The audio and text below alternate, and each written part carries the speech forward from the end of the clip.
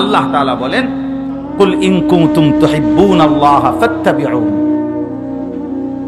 তোমরা যদি আল্লাহকে ভালোবাসতে চাও তো আমার নবী, আমার বন্ধুর অনুসরণ করো। এটা কোরআনের আয়াত কিনা? কথা বলেন না কেন? তো তাইলে এর চাইতে সহজ কথা আর কি হতে পারে? অনুসরণ করো, ফাত্তাবিউনি। আল্লাহর নবীকে আল্লাহ বলছে, আপনি বলে দেন যে হে আমার উম্মত, আল্লাহকে পেতে হলে, আল্লাহর ভালোবাসা পেতে হলে, জান্নাত পেতে হলে, জাহান্নাম থেকে বাঁচতে হলে, গুনাহ মাফ করাইতে হইলে ফাত্তাবিউনি, আমাকে অনুসরণ করো। ওয়াগফির লাকুম এর মধ্যে আছে না এটা, অর্থাৎ গুনাহ যদি মাফ করাইতে হয় তাহলে আপনাকে কি করতে হবে? ইত্তেবা। ইত্তেবার মধ্যে ভালোবাসাও আছে আল্লাহর, আপনার গুনার মাগফিরাতও আছে। ওয়াগফির লাকুম যুনুবাকুম, আল্লাহ তোমাদের গুনাহ মাফ করে দিবে। ইউহিব্বুকুমুল্লাহ, আল্লাহ ভালোবাসবে। কিসের মাধ্যমে? রাসূলুল্লাহ সাল্লাল্লাহু আলাইহি সাল্লামের কথা বলেন না। আপনারাও কি সবাই কালকেই তো আসছেন নাকি? তো তো আপনারা যেমন কোরআন কেরম করেন, আপনি জান চলে না মনে হয়, জানো।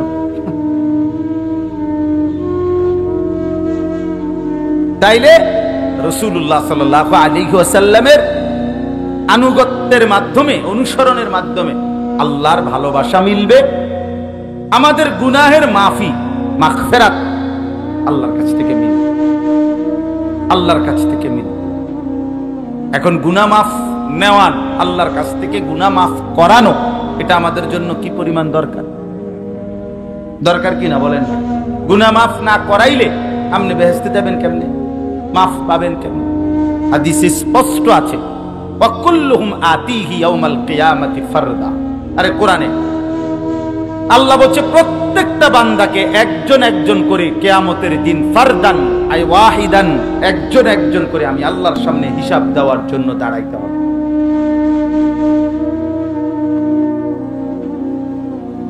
বলে ওয়াউরিদু আলা রাব্বিকা সাফফা, আল্লাহ বলে সকলকেই তোমাদের রব আল্লাহর সামনে লাইন ধরিয়ে একজন একজন করে পেশ করা, দাঁড় করানো।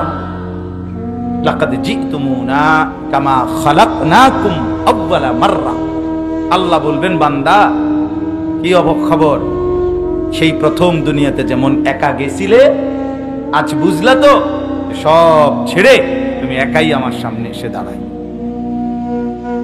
মাতবুরিটা কই? মাতবুরি কই? সবকিছু কই? কিচ্ছুই নেই, কিচ্ছুই নেই। তাইলে আল্লাহ তাআলার সামনে একজন একজন করে হিসাবের জন্য দাঁড়াইতে হবে। সেখানে নবী সাল্লাল্লাহু আলাইহি সাল্লাম বলেন আল্লাহর কাছে, নবীজি বলছেন, উম্মত শুনো, যদি আল্লাহ তাআলা একজন লোকেরও শুধু কেবল হিসাবটা দেখার জন্য একটা পৃষ্ঠাও খুলতে বলে, আমলনামার খাতাটা যদি আল্লাহ দাঁড় করাইয়া বলে যে একদিনের হিসাব দাও, 1 ঘন্টার হিসাব দাও, এটা যদি বলে মান নুকিশা উযিবা, তাহলে ধরে নাও তোমারে জাহান্নামে যাইতে হবে, আযাব হবে। মান নুকিশাল হিসাব উযিবা, যার হিসাব নিবে আল্লাহ তারে আযাব ভোগ করতেই হবে। তাহলে জান্নাতে যাবে কেন? শুধু জান্নাতে যাবে ওই অবস্থায় যার দিকে তাকাইয়েই আল্লাহ তাআলা বলবে যে ওকে আগে বাড়ো। শুধু দাঁড়াবে, পেশ করবে আমলনামা, উল্টাবে না, উল্টাইতে বলবে না, শুধু দেখেই নজর এক নজর তাকাইয়ে যখন আল্লাহ বলবে সামনে আগে বাড়ো, আগে বাড়ো, এই তাহলেই কেবল মুক্তি পাবে। আর এটারই বলা হয় হিসাবে ইয়াসির, আল্লাহুম্মা হাসিবনি হিসাবান ইয়াসিরা। এই হিসাবে ইয়াসির, সহজ হিসাব। সহজ হিসাব মানে হিসাব নাই যেটারে কয়, এটারে কয় সহজ হিসাব। টোটালি কোনো পৃষ্ঠা উল্টায় না। ফাসাউফা ইউহাসাবু হিসাবান ইয়াসিরা, এই সহজ হিসাব কোরআনে আল্লাহ, হাদিসে নবী বলছে, নবী দোয়া করতেন, আল্লাহ কিয়ামতের ময়দানে আমার হিসাবটাও সহজ করে দিন। তো আম্মা জান আয়েশা রাদিয়াল্লাহু তাআলা আনহা জিজ্ঞেস করছে যে ইয়া রাসূলুল্লাহ সহজ হিসাব বলতে কি? এই তখন নবীজি বলছে আল আরাজু ফাকাত, শুধু কেবল পেশ করা, অর্থাৎ আল্লাহর সামনে পেশ হবে, তোমার সামনে নিবে, আল্লাহ তাকাবে তোমার ফাইলের দিকে, কোনো পৃষ্ঠা উল্টানি নাই, শুধু তাকাইয়া বলবে ঠিক আছে যাও, এই সেই কেবল জান্নাত। আর যদি একটা পৃষ্ঠা উল্টাও, হ্যাঁ তাইলে জাহান্নাম, তাইলে আযাব, তাইলে আযাব। এই জন্য বললাম মাগফিরাত পাইতে হইলে, এই জাহান্নাম থেকে মুক্তি পাইতে হইলে, গুনাহ মাফ করাইতে হইলে রাসূলুল্লাহ সাল্লাল্লাহু আলাইহি সাল্লামের অনুসরণ জরুরি, ইত্তেবা জরুরি। কোরআনুল কারীমের মধ্যে আল্লাহ তাআলা বলছেন লাকাদ কানা লাকুম ফি রাসূলিল্লাহি উসওয়াতুন হাসানাহ, আল্লাহর রাসূলের মধ্যে তোমাদের জন্য রয়েছে সর্বোত্তম আদর্শ। লিমান কানা ইয়ারজুল্লাহ, এই দেখেন কার জন্য সর্বোত্তম আদর্শ? আল্লাহ বলছে যে আল্লাহকে পেতে চায়, ওয়াল ইয়াউমাল আখিরাহ, এবং যে আখিরাতকে পেতে চায়, মানে আখিরাতের মুক্তি, জাহান্নামের প্রাপ্তি, জাহান্নাম থেকে মুক্তি, জান্নাত প্রাপ্তি, এই আখিরাত এক কথা যে চায়। লিমান কানা ইয়ারজুল্লাহ ওয়াল ইয়াউমাল আখিরাহ, আল্লাহকে যে চায়, আখিরাতকে যে চায়, খোদার কসম আল্লাহ বলে শুধুই কেবল রাসূলের মধ্যেই তার জন্য আদর্শ। ওয়া যাকারাল্লাহ কাসীরা, এবং যে বেশি বেশি আল্লাহ তাআলার জিকির করে, জিকির করে, তার জন্য রাসূলের মধ্যেই উত্তম আদর্শ। এজন্য যারা জাকির, যারা নিয়মিত জিকির করে, বিভিন্ন জায়গায় অনেক মানুষ আছে সাধারণ মুসলমান ব্যাপক জিকির আজকার করে, ভালো কথা, কিন্তু জিকির আজকার যে আসলে করে সে রাসূলের অনুসরণ না কইরা পারে না। এই জন্য যার মধ্যে রাসূলুল্লাহ সাল্লাল্লাহু আলাইহি সাল্লামের অনুসরণ নাই, সুন্নতের নমুনা নাই, তোর জিকিরটাও বেটা জিকিরের নামে ধোঁকা বেটা, ধোঁকা বেটা, এটা ধোঁকা। নাহলে আল্লাহ বলছে যে আমি আল্লাহর বেশি জিকির করে সে আমার রাসূলের মধ্যেই আদর্শ খুঁজে পায়। ওয়া যাকারাল্লাহ কাসীরা, তাহলে জিকির যদি সত্যিকার জিকির হইতো, আল্লাহ রাসূলের অনুসরণ তার মধ্যে বাড়তো, সুন্নাত মোতাবেক জিকিরও করতে পারে। সুবহানাল্লাহ, সুবহানাল্লাহ, সুবহানাল্লাহ। শায়েখ সবসময় এটা বলে, হযরত সব সময় বলেন, আল্লামা মুশতাকুন নবী সাহেব হুজুর সব সময় এটা বলে যে যেগুলো কি জিকির, এগুলো বলেন কি জিকির। আমরা গুনছি, একের গড়ি ধরা 2 মিনিট। এবার আমার পাশে আমার আরেক সাথী ছিল আমাদের সাথে, এবার নামাজ পড়ছে, কারণ না হইলেও 8 থেকে 10 রাকাত, 8-10 রাকাতের কম হইতো না, 2 মিনিটের বেশি হইতোই না। ওমা এটা কি নামাজ? 2 মিনিটে কেমনে 10 রাকাত নামাজ পড়লেন আপনি? সূরা কই, কেরাত কই, তাব্বাতিয়া কই, কুল আল্লাহ কই, আতাইয়াতু পড়লেন কেমনে, দুরূদ শরীফ পড়লেন কেমনে, দোয়ায়ে মাসুরা পড়লেন কেমনে, আপনি উড়েন কেমনে, বইয়েন কেমনে? এটা কি স্প্রিং নি না জাপানি মেশিন না তো এটা? এইবারও দেখছি মিয়া, ওমা এটা কি 2 মিনিট লাগছে না, বিশ্বাস করুন। 8-10 রাকাত পুরো এলাইলো আর কিছু না, পুরো এলাইছে সুতা। আস্তাগফিরুল্লাহ, এটা কি আসলে? তাইলে দেখ আল্লাহর স্মরণ, আল্লাহর জিকির, সুবহানাল্লাহ, সুবহানাল্লাহ, সুবহানাল্লাহ, সুবহানাল্লাহ, কিচ্ছু না, কিচ্ছু না, কিচ্ছু না, আলহামদুলিল্লাহ, আলহামদুলিল্লাহ, আলহামদুলিল্লাহ, কিচ্ছু না, কিচ্ছু না, কিচ্ছু না, হইছে না, চিন্তা নাই কান্না, বুঝেন না? এবার কয় আলহামদুলিল্লাহ, আলহামদুলিল্লাহ, আলহামদুলিল্লাহ, ফেরেশতা কয় না, না, হইছে না, লিখতাম না। হ্যাঁ আলহামদুলিল্লাহ কি? হ্যাঁ এটার উচ্চারণ করি। আল্লাহ শব্দের শেষে যে একটা গোল হা আছে ছোট, এটা কো। সুবহানাল্লাহ, সুবহানাল্লাহ করলে তো শুধু লামের মধ্যেই শেষ হয়ে যায়, তো আল্লাহ শেষে আর একটা হা আছে না, এটা কই? এসকু উঠে না, এত এসকু উঠে কা? কথা বুঝেন না আপনি? আপনি এত এসকু উঠে কা? আপনি যে একটা শুরু না করতে শিক্ষার দিয়ে ওঠেন, ঘটনা কি তা? হ্যাঁ এত জোরে ভাল মারেন কেন?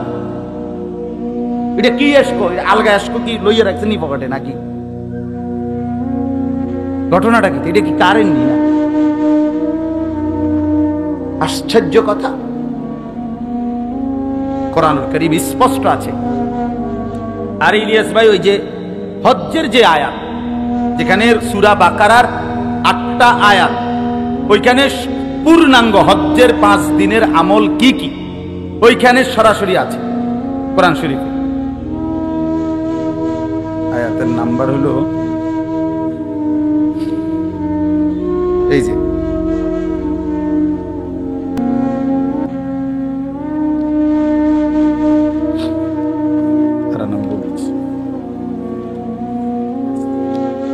এর আগে মানে আল হজ্জু আশহুরুম মা'লুমাত ফামান ফারাদা ফীহিন্নাল হজ্জ, এইখান থেকে এই 196 ওয়া আতিম্মুল হজ্জ ওয়াল উমরাতা লিল্লাহ, এইখান থেকে 196 থেকে 203, 196, 97, 98, 99, 200, 201, 2, 3, এই কয়টা হইল? 8টা। এই হজ্জের 5 দিনের মূল আমল কি আল্লাহ তাআলা এই 5টা আয়াতে উল্লেখ করছে। সূরা বাকারার কত নম্বর বললাম? 196 থেকে 203 নম্বর আয়াত। আপনারা বাংলা পড়লেও বুঝবেন, তরজমা করে নিয়ে। তো ওইখানে স্পষ্টভাবে এই কথা আছে। আল্লাহ তাআলা বলেন, এই হজ্জের 5 দিনের যা আমল, মিনা, আরাফা, মুজদালিফা, আবার মিনা, মেইন কাজটা হলো এইখানে হারাম শরীফ, তাওয়াফে জিয়ারত, সাই, এসব মিলাইয়া এইখানের মূল ডিউটিটা কি? যাই করবা, আল্লাহ বলছে মিনায় যাবা, আচ্ছা যাইও, আরাফায় যাইবা, আচ্ছা যাইও, মুজদালিফায় আসবা, আচ্ছা আইসো, আবার মিনায় আসবা, আচ্ছা আইসো, আবার আমার ঘরে আসবা, কাবা, আইসো। কিন্তু যাই ঘুরতেছো, আসতেছো, যেখানেই যাচ্ছ, আল্লাহ তাআলা বলেন মূল একটা কথা বান্দা মনে রাখবা, সব জায়গায় আমার জিকির করবা বেশি বেশি।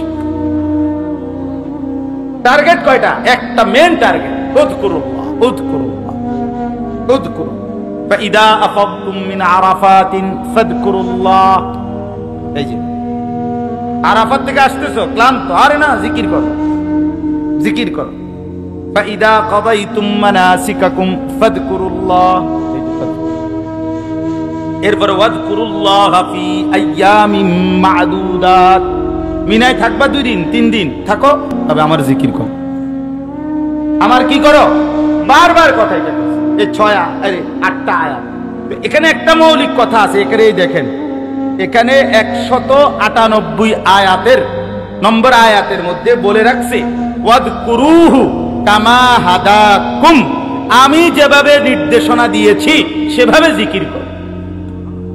আমি এটা হুজুরও দেখাইছি, হুজুর হ্যাঁ মাওলানা সেরকম কথা। ওয়াযকুরুহু কামা হাদাকুম, আল্লাহ যেভাবে তোমাদেরকে দিক নির্দেশনা দিয়েছেন সেভাবে জিকির করো।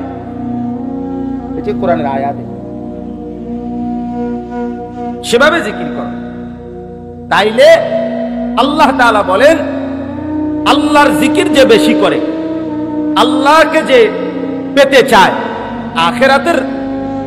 আখিরাত যে পেতে চায়, আল্লাহ বলেন তার জন্য আমার রাসূলের মধ্যে রয়েছে সর্বোত্তম আদর্শ। হাসা কাঁদা, হাসি কান্না, আনন্দ বেদনা, দুঃখ সুখ, ঘর বাহির, পরিবার, স্ত্রী সন্তান, আয় রোজগার, উপার্জন, নড়া চড়া, উঠা বসা, হাত্তাল হারাকাত ওয়াস সাকানাত, নড়লেও নবী আদর্শ, স্থির থাকলেও নবী আদর্শ, হাসলেও তিনি মডেল, কাঁদলেও তিনি মডেল, হাঁটলেও তিনি মডেল, বসলেও তিনি মডেল, দাঁড়াইলেও তিনি মডেল। যদি আল্লাহকে পেতে চায়, যদি আখিরাত পেতে চায়, যদি আল্লাহর স্মরণ বেশি করতে চাও, আর শুধু জিলাপি, আচ্ছা ঠিক আছে মন মতো করো, শুধু বিরানি মাকসাদ, খালাস, শুধু দোকানের উন্নতি মাকসাদ, শুধু দোকানের বেচা কিনা ভালো হোক, এই জন্য শুধু দুরূদ শরীফ পড়লা, ঠিক আছে পড়ো, মন মতো যেটা মনে কইরা পড়ো, যেমনি ভাল লাগে এমনি পড়ো, মাথা লাড়ো, নরে ঢেঙ্গালকি দিয়া লাও, নরে ঠাঙ্গাইয়া থাও, তোমার অসুবিধা কি? করো না। কারণ মাকসাদ তো হইল কি? দুনিয়া। কথা বলেন না কেন? মাকসাদ কি? আর মাকসাদ যদি হয় আখিরাত, মাকসাদ যদি হয় আল্লাহ, তাহলে জিকির করতে হবে। রাসূলুল্লাহ সাল্লাল্লাহু আলাইহি সাল্লামের ভালোবাসা আনুগত্যের মাধ্যমে প্রমাণ করতে হবে। এই কথাটাই আমি বললাম। তাইলে মূল বক্তব্য এই কথাটা আজকে আমরা বুঝলাম। আমাদের প্রিয় নবী সাল্লাল্লাহু আলাইহি ওয়াসাল্লাম তিনি এই পৃথিবীতে আল্লাহর শ্রেষ্ঠতম নেয়ামত হিসাবে আমাদের জন্য এসেছেন। আল্লাহ পাঠাইছেন। আল্লাহ নবী বারবার এই কথাটা বলছে, বুইস্তু, আমি প্রেরিত হয়েছি, প্রেরিত হয়েছি, আমারে পাঠাইছে। নবীজি বলতেন, আনা দাওয়াতু আবি ইব্রাহিম, আমার পূর্বপুরুষ, আমার বড় বাপ অর্থাৎ আমার পূর্বপুরুষ ইব্রাহিম আলাইহিস সালাম, আমার আব্বা, উনি আমার জন্য দোয়া করছিলেন আল্লাহর কাছে। আমি সেই দোয়ার ফসল হিসাবে জমিনে আসছি। তাইলে তিনি আসার উদ্দেশ্য একটাই, তার আনুগত্য। তার কি? আনুগত্য, আনুগত্য, আনুগত্য। তাকে দেখে নিজেকে সাজানো। আমাদের আগে মনে করেন আমরা আসছি কালকে এলো সোমবার, রবিবার দিবাগত রাত 2:30টায় আমাদের ফ্লাইট হয়েছে মদিনা থেকে, আমরা আসছি। তো আমাদের আগের সপ্তাহে মানে আগের শনিবারে আমার শায়েখ আল্লামা মুফতি মুশতাকুর নবী সাহেব হুজুরের কাফেলা, হুজুর সহ ফ্লাইটে হুজুরে বাংলাদেশে আসছে আমাদের 6 দিন আগে। তো আমার কাফেলার হাজী সাহেবদের কয়েকজন আমার কাছে আইয়া বারবার হুজুরের কাফেলার ওলা করে জিঙ্গান না কদ্দুর ফোনটা দিয়া, জমজম ভিতরে ব্যাগে লন যায়নি, তারপরে ওজনের মধ্যে কোনো কি দিছিনি, ওই 23 কেজির বেশি কদ্দুর হইলে সারবুনি, এ কথাই রে ঘুরে এ কথা। তাইলে আমি বুঝাইতে চাইছি কোন কথাটা, প্রত্যেকেই আগের কাফেলার খবর নিছে, ওই আলোকে নিজেদেরকে রেডি করছে। কথা বুঝছেন কিনা বলেন? রাসূলুল্লাহ সাল্লাল্লাহু আলাইহি সাল্লামকে আল্লাহ বলেন, আমি পাঠাইছি, তাকে দিয়ে আমি সব করাইছি, সব দেখাইছি, তুমি শুধু তাকে দেখে দেখে সামনে রেখে রেখে তাকে অনুসরণ করে তোমারটা সাজায় নিবা। অতএব টেনশন নেই। নকশে কদম নবী কে হে, जन्नत के रास्ते अल्लाह से मिलाते हैं सुन्नत के रास्ते। कराची हजरतेर शेर, सारा पृथ्वी ख्यात शेर।